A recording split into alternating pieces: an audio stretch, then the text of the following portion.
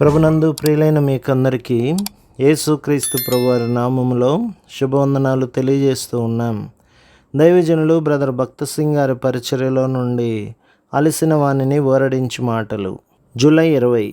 నిత్యుడగు ఆత్మ ద్వారా తన్ను తాను దేవునికి నిర్దోషినిగా అర్పించుకున్న క్రీస్తు యొక్క రక్తము నిర్జీవ క్రియలను విడిచి జీవమగల దేవుని సేవించుటకు మీ మనస్సాక్షిని ఎంతో ఎక్కువగా శుద్ధి చేయును. హెబ్రీ పత్రిక 9వ అధ్యాయం 14వ వచనం. ఈ భూమి మీద పరిపూర్ణులైన వారిని ఎవరినీ కనుగొనలేము. మానవ మాత్రులముగా మనమందరము పాతదైన ఆదాము యొక్క పాపపు స్వభావమును కలిగి ఉండటచే తప్పనిసరిగా మరల పడిపోవదుము. యేసుక్రీస్తు ప్రభువును ముఖాముఖిగా చూచినప్పుడే ఆయనను పోలి ఉందుము. అప్పటి వరకు కొన్ని సమయములలో కొన్ని స్థలములలో పొరపాట్లు చేయుచుందుము.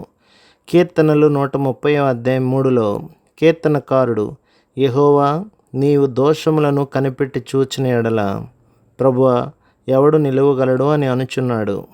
ఆయన వాక్యపు వెలుగులో మనము పరీక్షించి చూచుకుని ఎడల ఆయన పరిశీలించు కన్నుల ఎదుట మనలో ఎవరమునూ నిలవలేము. అపోస్తలుడైన పౌలు కూడా రోమాపత్రిక 7వ అధ్యాయం 18లో నా యందు అనగా నా శరీరమందు మంచిది ఏదియూ నివసింపదని నేను ఎరుగుదును అని చెప్పుచున్నాడు.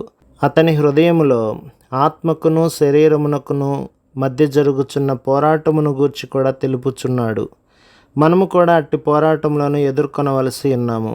కానీ మనము నిరుత్సాహపడవలసిన అవసరత లేదు. మన ప్రభు ఎంతో జాలిగలవాడు. ప్రభు యొద్ద క్షమాపణ దొరుకును. కీర్తన గ్రంథం 130వ అధ్యాయం 4వ వచనం. మన పాపముల నిమిత్తం ఆయన మరణించి ఉండుటచే మన పాపములను ఒప్పుకొనుచు ఆయన యొద్దకు వెళ్ళిన క్షణముననే వెంటనే ఆయన మనలను క్షమించును. ఆయన ప్రేమ దయ మన జ్ఞానమునకు మించినవి. మనము తలంపులు మాటలు క్రియల చేత ఏ సమయములోనైనను అపవిత్రపరచబడిన ఎడల మనము తగ్గించుకొని విడుదల కొరకు విశ్వాసముతో ఆయన ప్రశస్త రక్తమును కోరుకొనవలెను. అప్పుడు మనము కడుగుబడి క్షమించబడి సమకూర్చబడి గలతీ పత్రిక 5వ అధ్యాయం 16 ప్రకారం ఆత్మానుసారముగా నడుచుకొనగలము.